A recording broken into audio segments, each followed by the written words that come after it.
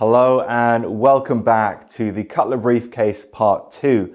And in this video, we're going to be focusing on some new techniques never before seen in the masterclass, such as how to work with canvas linings and get the best from materials used in leatherwork, how to create an external zip pocket for a bag, and also how to add your very own corner protectors. So to go over these techniques and many more, let's get right back to the table and begin.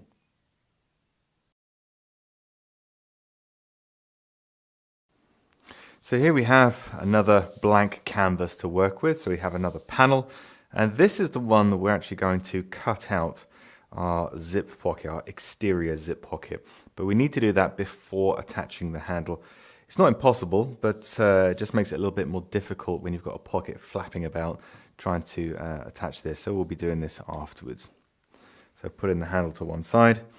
We're going to bring back the pattern, and you'll notice here I've strategically placed this blemish where I'm going to be cutting out. This happens from time to time, so you just have to work with the leather. It's a natural product, can't be forced into submission, so we have to work with nature. So I'm just going to centralize this up, making sure the short sides and the long sides are level, and when they are, placing down a pattern weight or two, not too far away. And now we're going to cut these parts out. Now you can mark it with a scratch awl, remove the pattern, and then cut it out with a ruler, being very careful to go around these curves. Alternatively, you can use a clicker knife with a hook blade on there, which I find very good for going around curves.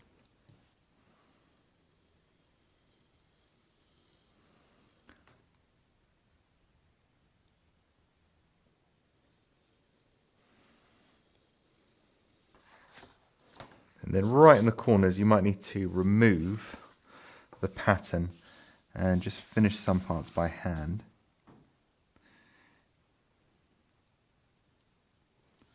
It's very difficult to get right into the corner of that pattern.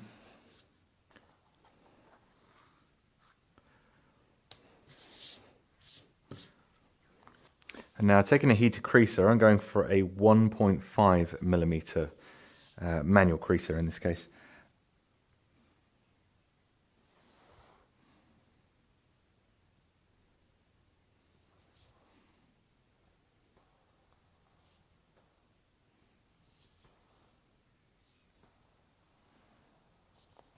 Now, so getting right in the corner of a sharp corner is difficult with a regular creaser. So what I like to do is just switch to a single crease.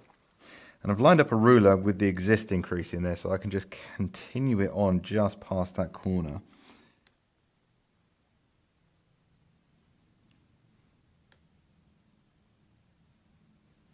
Same on the other side.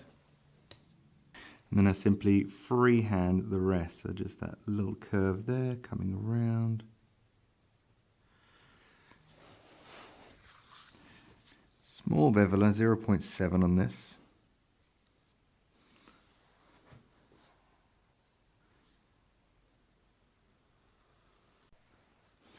Now, before we can actually insert our pocket on the rear side, we need to finish the edges on the inside. So 2 or 3 layers of edge paint, and then just a little bit of smoothing at the end. Painting right into the corners can be a little bit of a challenge, but just work with thin layers, so a few more thin layers, and you'll find it a little bit easier.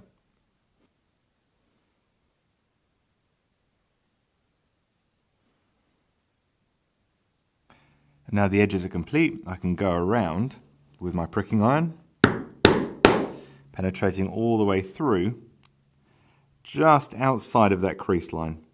Okay, so maybe 0.5 millimeter, so just off it.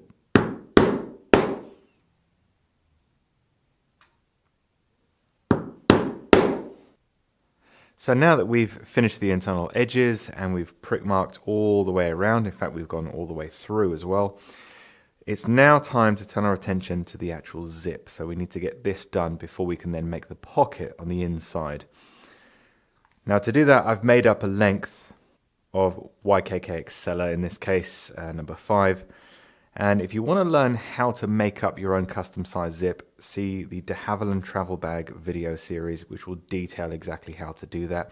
But to keep this course a little bit shorter We assume at this point that you've seen that video. If not, I'd definitely go back and have a look at that if you're not exactly sure how to make up a custom length. So I've gone ahead, cut my piece, put in my bottom stops, my top stops, and my slider, and this is where we are now. Now the measurements that I've used here, the total length of the tape from end to end is...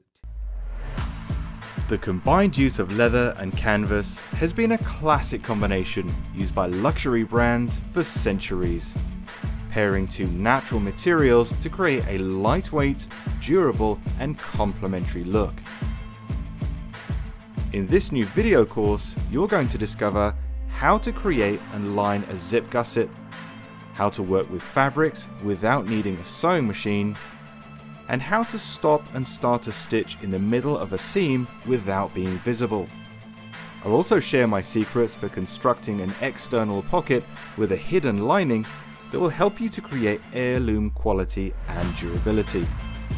Get started today, head to leathercraftmasterclass.com or hit the link in bio. Hi, my name is Philip and this is the Leathercraft Masterclass.